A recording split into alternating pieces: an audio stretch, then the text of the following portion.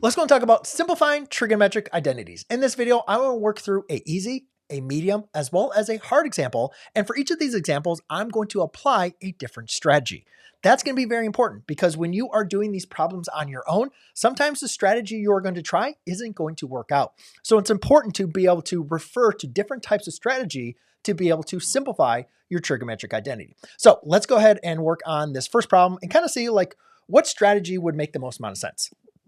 Now, I will tell you, whenever I see a cosine squared or a sine squared or any really trigonometric function squared, I immediately think of my Pythagorean identities. So what you really want to make sure you know is your Pythagorean identities. They are so important for simplifying as well as verifying trigonometric identities. So the Pythagorean identity for cosine and sine is going to be cosine squared of y plus sine squared of y equals 1. You could use x, you can use theta, you can use alpha. In this example, we're dealing with y's, right? So I could rewrite cosine in terms of sine. That's a possibility, right? But I also recognize here, this looks very similar to that, okay? Now, one thing I know is if I have cosine squared of y, and if I subtract the sine squared over to the other side, I can say cosine squared of y is equal to a 1 minus a sine squared of y. Now, could I also rewrite this? So therefore it's in the form of sine squared minus y? Yeah, you could. You could subtract the 1, then subtract the cosine over there. I think it's also important to just recognize or realize that if I want to create a 1 minus sine squared of y, all I simply need to do is factor out a negative 1.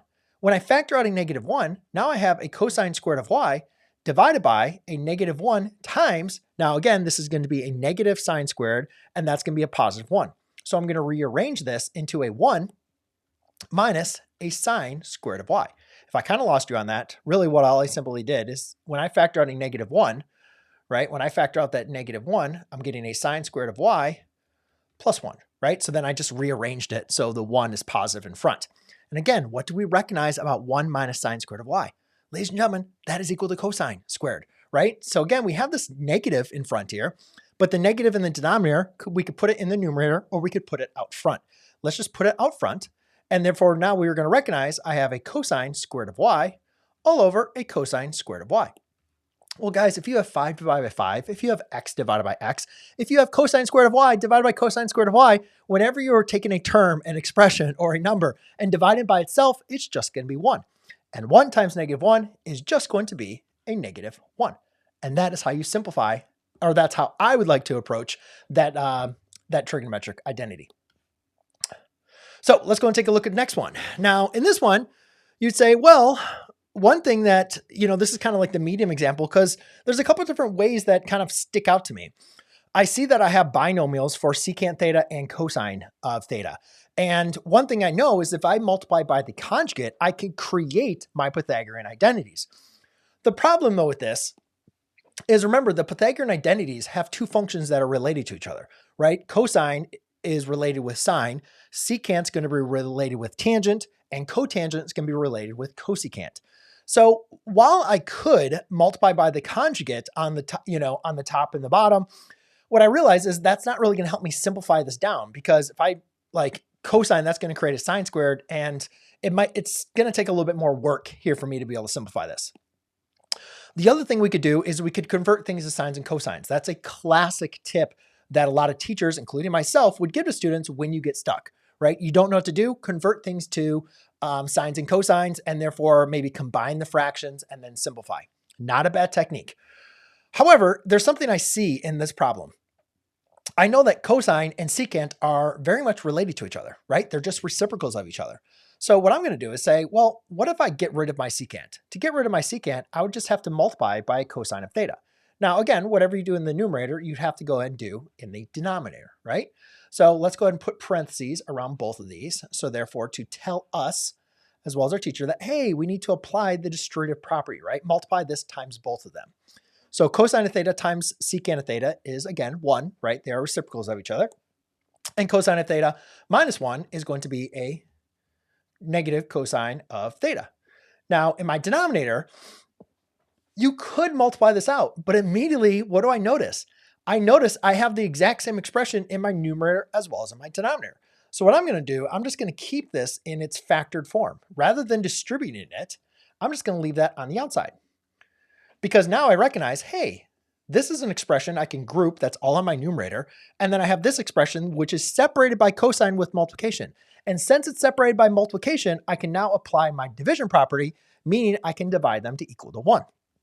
Now, again, the answer is not finally cosine, right? Because you just can't like divide things out and just leave it out there. What we have to do is recognize there's still a 1 up there in the numerator. So now I'm going to have a 1 over a cosine of theta, which we recognize is going to be the is the reciprocal function for a secant of theta. And voila. All right, the next one. Whew. So now this one's tricky. I have tangent, I have cotangent, I have secant of theta, I have cosecant of theta. Pythagorean identities, I don't see that combination going through there. So I'm not sure if I want to, multiply by the conjugate to create a Pythagorean identity. I think the easiest thing for this case is when I have so many things going on, I'm going to do exactly what I mentioned before. I'm just going to create things in terms of sines and cosines, and let's just kind of maybe reassess what we could do.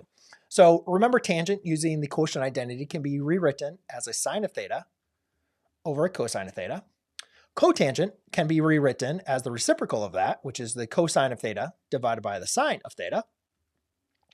Then in my denominator, I can rewrite this in terms of 1 over a cosine of theta times a 1 over a sine of theta.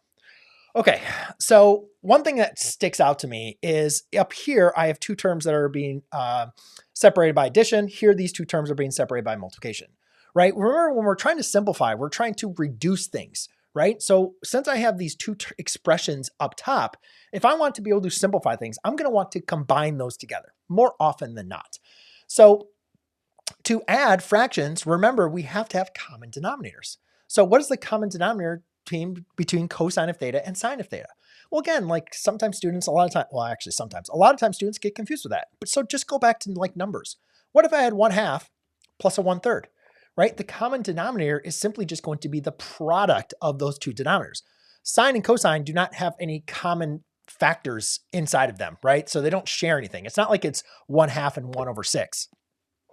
So all I'm simply going to do to get common denominators is I'm going to multiply by cosine of theta and a cosine of theta. And over here, I'm going to multiply by sine of theta times a sine of theta. Now that's very important because recognize when I do that, I'm creating the same denominator as the denominator over here in this larger denominator, right? So sine times sine is going to give me a sine squared. So in this case, I'm going to have a sine squared of theta plus a cosine squared of theta. That's going to be all over the common denominator of you can pick either one. Doesn't matter, right? 2 times 3, 3 times 2. So sine of theta, cosine of theta. Actually, that's exactly how it's written. Sine of theta, cosine of theta. Sine of theta, cosine of theta. But then over here, I have it as cosine of theta, sine of theta. So it doesn't really matter, right? But that's my big dividing line. And then over here, I have 1 over a cosine of theta times a sine of theta. Whew. Okay. Now, what is the one thing we recognize here about sine squared plus cosine squared, right? Think Pythagorean identities. Ladies and gentlemen, it's all the way up here. I wrote it down, right? You need to know this. I don't care if it's y. I don't care if it's theta. I don't care if it's x. You need to know that Pythagorean relationship because now when I look at this, I say, hey, this is simply just equal to 1, right? So now what I have here is I have a 1 over a sine of theta cosine of theta divided by a 1 over a cosine of theta sine of theta. And again, order does not matter for multiplication. So it doesn't matter how you rearrange these, but I have the exact same expression over the exact same expression. So therefore, my final simplified answer is going to be 1. Now, ladies and gentlemen, I only covered 3 examples for this video. If you want to be able to see more examples of me verifying as well as simplifying trigonometric identities, as well as maybe some practice problems that you can actually put this to your own test, then go and check out the description I have for you down below, as well as the next video I have for you here. Cheers.